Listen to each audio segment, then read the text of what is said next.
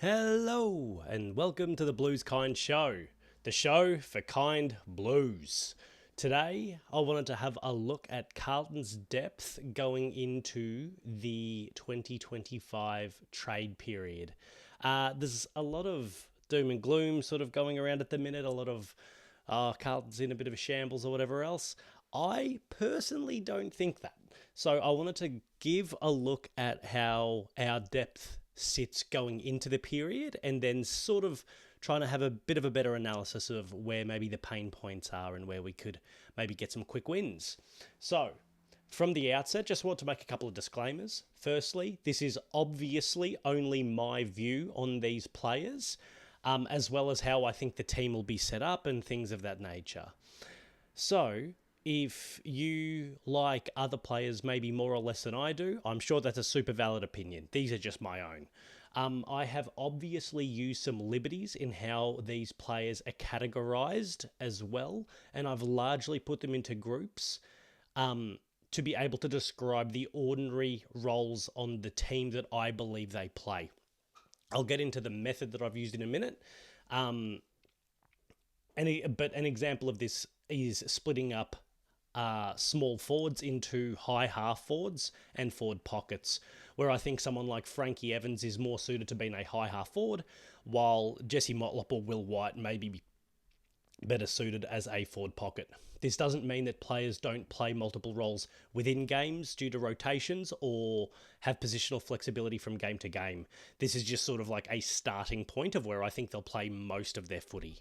So, this is how I have approached this. And because my spreadsheets are quite big, just to sort of give you an idea, left to right, up and down, can't fit it all onto one screen, which is unfortunate. But what I've done, the starting point I wanted to touch on is the depth based on how I believe the team tries to line up from game to game in recent years. So I feel that we have often tried to play to what I've categorized as key defenders. I always think of someone as a key defender as someone you would be happy to have matched up on, say, Jesse Hogan. So this is where it's maybe different than hybrid defenders. So an example of where that might be different is, for example, Lewis Young, Harry O'Farrell and Jacob Wiedering are all over 195 centimetres. They're, very big, different levels of strength given the development, but they're distinctly different than, say, someone like Nick Haynes, who maybe in a rotation can play on Jesse Hogan, but you'd never do it for a day. So then hybrid defenders, general defenders, or smaller defenders. So this could be a running type defender or, a more defensively minded defender. Then midfielders, I've broken them up as well, but I'll show you above. Wingers, rucks, high half forwards, as I mentioned before, forward pockets, and I think we've tended to play three key forwards. I haven't broken the key forwards up in the same way as I've broken up the defenders, and a part of that is because I have a bit of a view with forwards versus defenders that defenders have to have the flexibility to play on a lot of different opponents, whereas a key forward, or a forward of any nature for that matter, someone has to be able to match up on them. And what I mean by that is they can come in all different shapes and sizes. If they can exploit their matchup, it doesn't really matter what they look like. Whereas defenders need to have a bit more versatility. So we will equally see someone like Wiedering, a key backman, playing on Mitch Georgiadis, who off the top of my head, I think he's like 192 centimetres, and Ben King, who's over 200. So quite different sort of players. So forwards get that flexibility to present in different ways. And that's why I've kind of just kept it as a more general category. So once I've put the players into where I think they should go in their categories, I've then ranked them. So all of these categories should be ranked. So, for example, for key defenders, it should be no surprise that Jacob Wiedering is number 1. I then think Harry O'Farrell's number 2, followed by Lewis Young. I also then look at the number of players in position. So then I have a look at how many of them I believe are deserving of playing 10 plus games per year. assuming the spot was available for them. So obviously, someone like Lewis Young, I have as been in a category of guys who could be worthy of playing 10 plus games. But obviously, if everyone's fit, he's probably not in the team. So it's more just, if the spot was available, would you be comfortable with them playing 10 plus games? I chose this as a cutoff because there's lots of guys who can come in and pinch hit for a couple of games.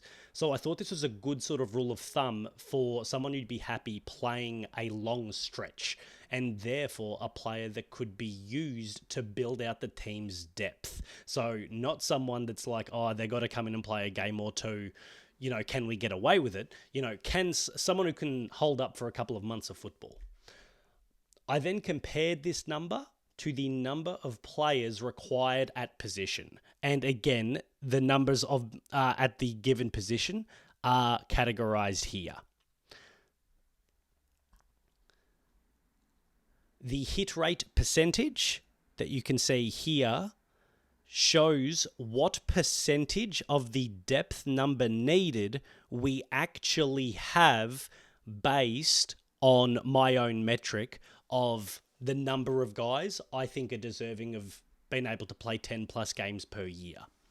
So a way to look at these numbers here is that if it's over 100%, that is sufficient depth, because it means we have more players than you need for a given role. 100% means you have exactly the right amount of players for a given role. So I would call that barely meeting, because if you had any injuries, you're automatically exposed. And under 100% means you literally don't have enough guys to fit the role. Again, I do just want to specify that players can play multiple positions. So these are not meant to be hard and fast, more just a good indication of where our depth currently is going into the trade period. Additionally, I just wanted to explain, I've got a little key here to hopefully make things easy to understand, and so you can remind yourself if anything doesn't make sense for a second. So the key essentially is that if something is in a square box like this one here or this one here, that means all the players in the square box, I think, are deserving of playing 10 plus games. If something's highlighted in this sort of green here, like Ollie Hollands and Hudson O'Keefe, that means I think that I either want them to change position or they can reasonably change position just for the sake of covering depth. And if they're highlighted in this sort of, I think it's an orange or a peach sort of colour, it means that they're out of contract as we currently speak. With all of that said, there's a number of players that I've left off because I think that they either are leaving or they have already left, or I just believe they're a very good chance of leaving. As well as our two Irish boys who are project players, so I've kind of left them off. My understanding is that they both are about 6'3", 6'4", play defence. I think they're still learning the game, so I think they're a little bit away.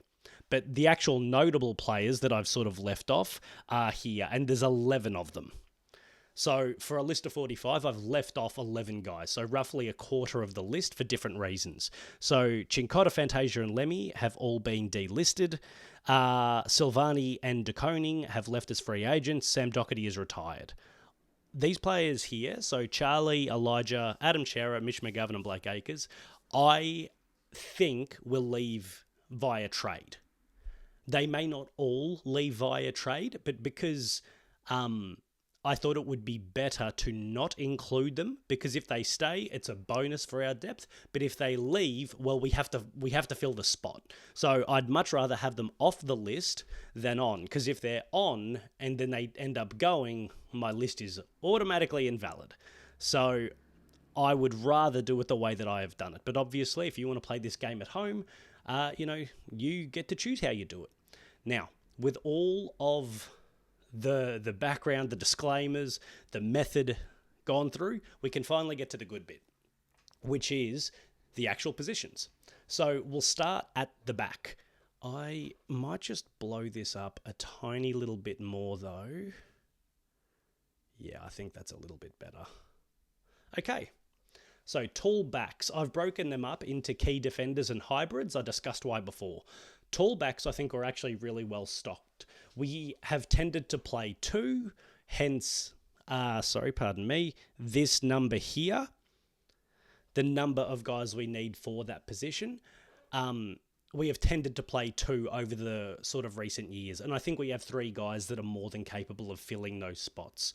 I obviously want to note that Harry O'Farrell's going to miss the start of the season, so I think for now we're barely meeting it, but once everyone's fit and available, and I expect him to be back in May, so maybe about a month into the year, we're actually reasonably well stocked to key defenders. In terms of hybrids, I have assumed we're getting Buku. If I'm going to assume Buku Karmas, pardon me. If I'm going to assume that we're losing a lot of players, a player who has requested a trade to Carlton, I'm going to assume we get. And there's a few others of those that'll come up later. So, Nick Haynes, I think, had a really strong year. He started a little bit slow, but he ended up having the third most marks in the league, and he played every game. So excellent to have him in the spot. I think Buku as well can come in and provide a good amount of depth for that position. Harry Dean, who, touch wood, we should definitely be able to get in the draft period, is regarded as the best key defender in this year's draft. However, I have him outside of the box denoting that he deserves 10 plus games only because he's a first year player. I want to be clear, there's a realistic chance that he might be ready to go from day one next year, so highly is he rated. But I just thought, for the sake of being a little bit conservative with how list management should be, I'd rather assume he might take a little bit of time, especially because he's a key position player. So we're a little bit light when it comes to tall defenders, and I'll get to my summary of what I'd like to see us do. But because we're a little bit light there, I'd be very happy if we targeted a key or hybrid defender just to bolster that spot. So general defenders are next. This part of the ground is really well stocked. You can see there that the 166 odd percent, denoting that we have many more guys who are able to fill in for long stretches than we probably need. I want to note that personally, I would like to see Ollie Hollands move back onto a wing, and I'll touch on that later. But even if that occurred, I would then say that we have four guys who are presently deserving of 10 plus games a season, where you only need three. I also was pretty harsh, I think, on Billy Wilson and Jordan Boyd, because they could definitely be good enough to play the 10 plus. But given Billy's young and Jordan has had such an inconsistent year, I was happy to be a little bit harsher on how I judge this spot. It's not that I necessarily think those two guys aren't very good. I really liked some of the stuff Billy did at the end of the year, and Jordan showed a lot in 2024, but, maybe by the end of 2026, they're both more than worthy of sliding up into the box, which would be fantastic for our depth. But just as it currently stands, even with being harsh on them, we are quite well stocked for general defenders, which is great. Mids. I was going to say mid defenders. No, midfielders. So I've broken this up just for the ease of being able to see it, between inside and transition midfielders. There's not a massive categoric difference because, players are quite multiple, quite versatile nowadays, where, you regularly see George Hewitt and Cripps out in space, needing to show that they have some amount of outside skill, just like, Sam Walsh, Cooper Lord and Jagger Smith are all willing ball winners.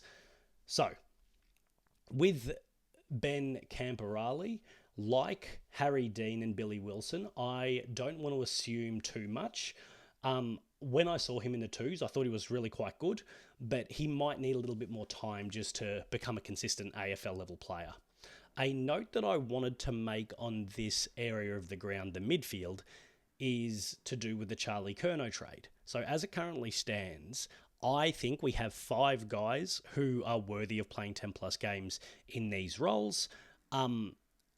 And I believe that normally we play 5 fully dedicated midfielders on a week-to-week basis, and then you have other guys who roll through, like, we saw Zach Williams or Jesse Motlop or Ashton Moy or Ollie Hollands, whomever it happens to be. So we're currently barely meeting. But the Charlie Curnow trade is really interesting. It's widely reported now that we will only trade Charlie if we can get a good player in the door. And by good, I mean very good.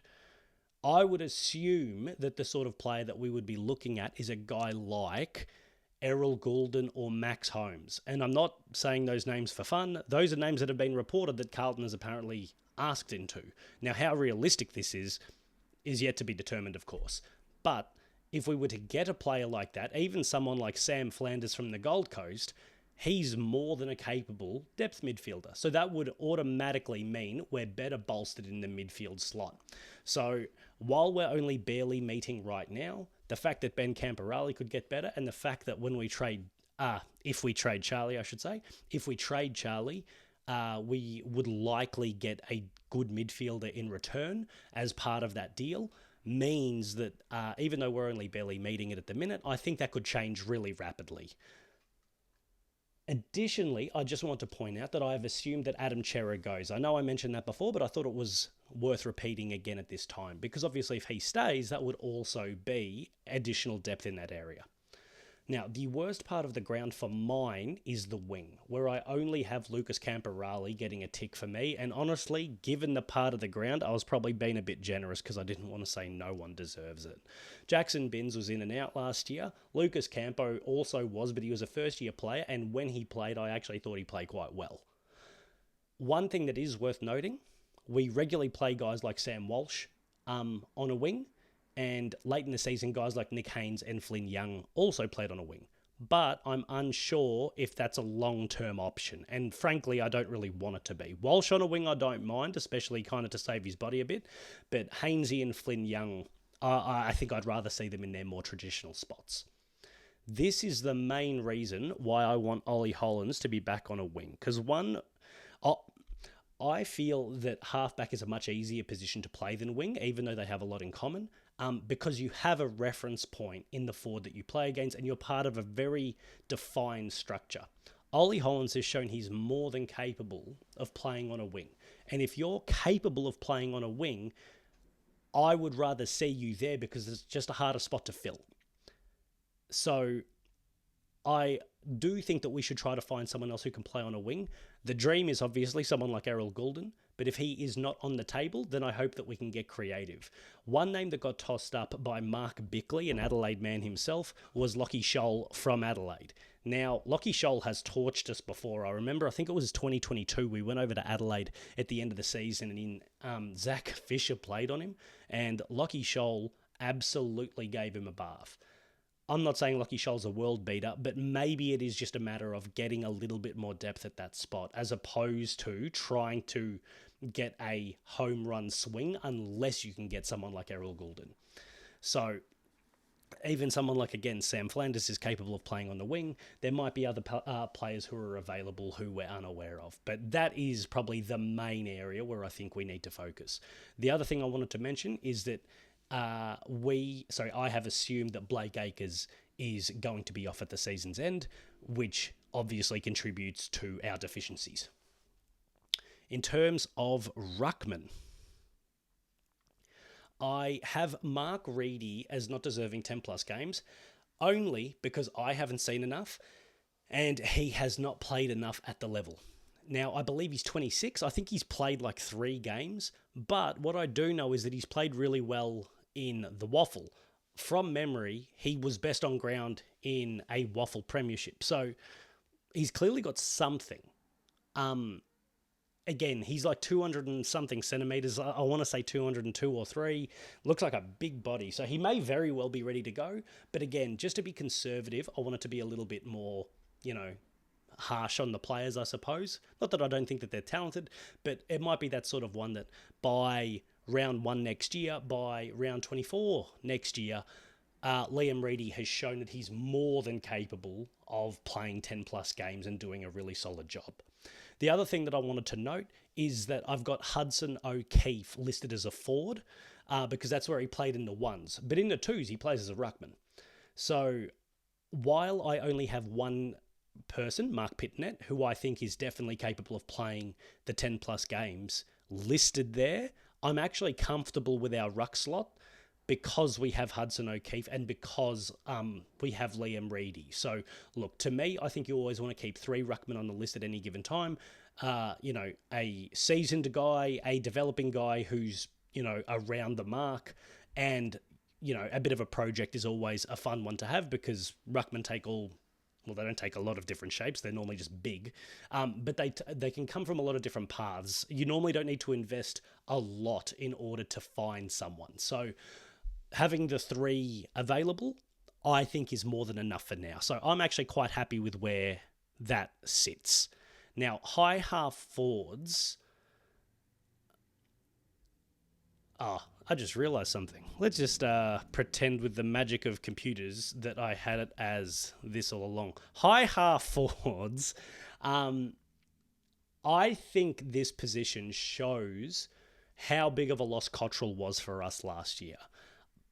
I was tempted to have him as the number 1 in my rankings at this position because I think that he's a really, really talented player. He's an excellent runner, one of our better kicks. He's not necessarily the guy that bites off the hardest kicks, but a guy that can just move the chains, hit up a lead in the forward line, find a soft spot in the defense. I think he does it really showed how much we missed him in terms of our ball movement. But it did allow us to find something for Zach Williams to do, and at the end of the season, Francesco Evans went great guns. So I think we can kind of look at this as a spot now that has a lot of development in it, already sort of, already crystallised, already occurred. I also like how Flynn Young is coming along, and he played 8 games in the back end of the season after being taken at the mid-season draft. So, given the opportunity, I think that even he is more than ready of playing 10-plus games, as a high half forward. So this is, again, one of the stronger areas of our ground.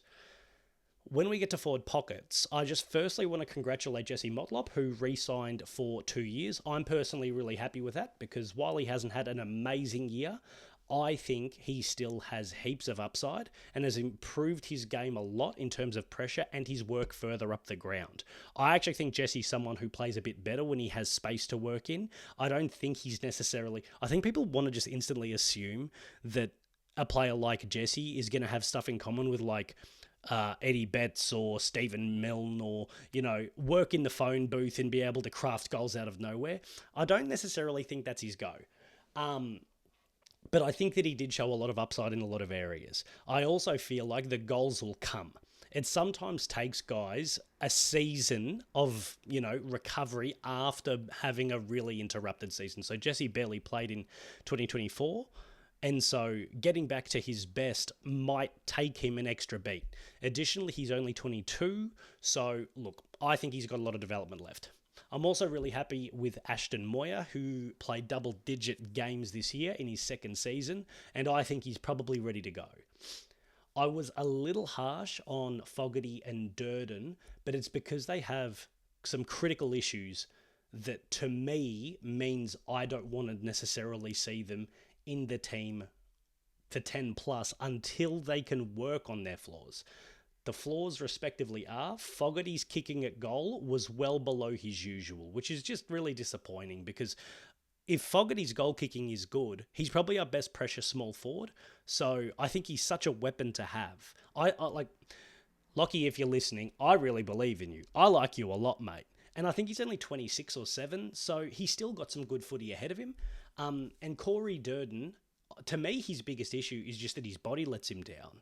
Again, Corey, if you're listening, I think that you're terrific. But having a lack of continuity probably affected his form a little bit. So if he can get his body right and play 20 games next season, even if it's a mix of AFL and VFL, I think we'll see a renewed output from Corey. And again, Fogarty just needs to kick straight and he could be a really good small forward. Not saying a super duper star, but a really good small forward, who's consistent, deserves to be in the team every week, like in, the back end of 2023 and 2024, where he was such a strong contributor for us. We also have Will White, albeit he's out of contract, and Campbell Chesser coming in. Although Campbell was a midfielder in his junior days, I believe at the Sandringham Dragons, but at the Eagles, he's mainly played as a forward, and I believe mainly a forward pocket. So I don't know if that's exactly where he's going to end up, but if that is where he ends up, great. If not, well, we need some help in some other spots as well. So I hope that he's able to frank his first round selection when he was taken a few years ago.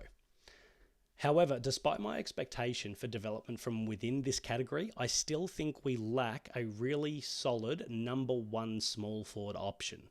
I feel going and getting someone would take a lot of pressure off Motlop and Moya, because instead of getting the number one small defender, they might now get the number two. So, for example, if Charlie Curnow ends up going to the Suns, maybe you can get Bailey Humphrey out of them as someone that you ask for. But if not, we might need to get creative. Personally, someone that I've always liked is Ben Ainsworth. I'm not saying for Charlie. I'm saying for like a future third round pick. But he's fallen down the pecking order there, so maybe that is someone that you could maybe will free. We might need to go creative again. And the last category I wanted to touch on before doing a little bit of a sum up is our key forwards. While we are only barely meeting the expectation here, I'm actually really happy because of the quality of the players. I think that obviously Harry, but I think Hudson O'Keefe's a really solid player. And I think Brodie Kemp, if he's once he's fit again, and again, he should be really early in the season, I think that is a nice complement of key forwards. Now, I have Hudson O'Keefe over Brodie Kemp because Michael Voss said about 40 times this year, if you're our number two key forward, you've got to be able to play backup ruck. Hudson O'Keefe can play backup ruck. If that wasn't a factor, I'd probably have Brodie higher. So, one thing to note, this is dependent on Charlie's trade going through. He's obviously not included in this category. If he was, he'd be first or second. So that would obviously give us enough depth. One other thing though, given the sub rule looks like it's going to go, I'd be really happy if we targeted another key forward, but more as a depth option. A name that came up in the media a little bit ago was Max Grozewski at the Giants. He's 192 centimetres. And he's fallen down in the pecking order because of Jesse Hogan and Aaron Cadman. But he's only 21, so I think he could be a nice add. He'd go into the fourth slot on the depth chart, and if Brodie Kemp isn't ready, there he is. And again, he's young, so he's got a bit of development ahead of him. So, based on this, what I would like to see is another tall back. As I mentioned at the start, I think we are a little bit light in that area. I would love it if it was someone like Ethan Phillips, who just won our best and fairest at the VFL level. He's 26 and 197 centimetres. I believe he played for Hawthorn previously. He's played for Port Melbourne. He's been around a bit and he should be ready to go, even if it's just for depth. We desperately need to find a winger. Now, if we move Ollie Hollands back onto the wing, the desperation decreases quite a bit. And then maybe we look at someone in more of a depth capacity. But otherwise, we definitely need to bulk out that area of the ground. I would like us to try to find a small forward who might be capable of kicking 30 plus. I know that might sound like a lot, but it's a goal and a half a game. So if Jesse or Ashton develop into that, then great. That makes it much easier. But maybe they're not ready to next year. So if you could find someone, that would be great. And then finally, add a depth tall to our forward line mix. Again, I don't think we need to go crazy there. But just finding someone who's available, who could chop out as sort of the third tall forward, I think would give us a lot of help there. So, given all of the assumptions I have made, I have us sitting with 37 players on our list. This is taking into account getting Dean, Buku, Chesser and Reedy. So if we didn't get them, it would actually only be 33. And it's also including all the guys before that I said we were losing. But it does not count the Irish players.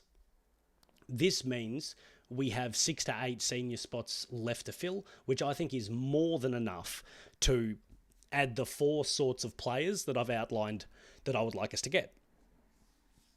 The only position I think is really wonky at the minute is the wing. We could use a little more depth, but other spots I don't think are that dire, especially given the number of players I've kept off. I've said this before, but but I'm going to just keep saying it and just hopefully will it into existence. I think the most important thing for us is to have cohesion and unity on the list. We saw it down the stretch, how well we played. This is not a shot directly at Charlie, but when Harry was the key forward, I think our forward line functioned a hell of a lot better. Losing guys like Charlie and Jack, who, according to the media, are disgruntled, it may suck in the short term, but with them and others leaving, hopefully everyone who remains wants to be there and is pulling in the same direction. With some touch-ups to the list, the 4 that I outlined before, improvement from within from guys I mentioned before, like, Billy Wilson, Will White, Lockie Fogarty, Corey Durden, Liam Reedy, Jackson Binns, Ben Campo, Harry Dean, Jordan Boyd might get back to some of his better footy, Will White. I think there's plenty of internal improvement on the list, and then also, of course, returning players such as Nick Newman, Jagger Smith and Brodie Kemp, I think we could be in pretty good order. So, the main takeaway, as usual, things are never as bad as they seem. They're also never as good as they seem. But for the purpose of where we are, let's focus on the not as bad as they seem part. If you like what I'm doing, please give me a like or a subscribe. If you want to engage, push back, agree, disagree, give me some ideas, please feel free to leave me a comment. I'd also really encourage you to look at my recent video on Charlie Curnow, where I go over the prime years of his career and see how he may be impacted by his leaving. I did quite a bit of analysis for that one, and I'm really proud of how the video came out. So it would mean the world to me if you are able to go and watch it if you're interested in doing that. Another place you can find me is on Blue Sky at Blues Kind Show. So I've only got that one recently. I'm not really a big social media person. It's my only social media account outside of if you want to count YouTube. So yeah, if anyone's on there and wants to say hi, feel free. Thanks everyone for watching, and as always, go Blues.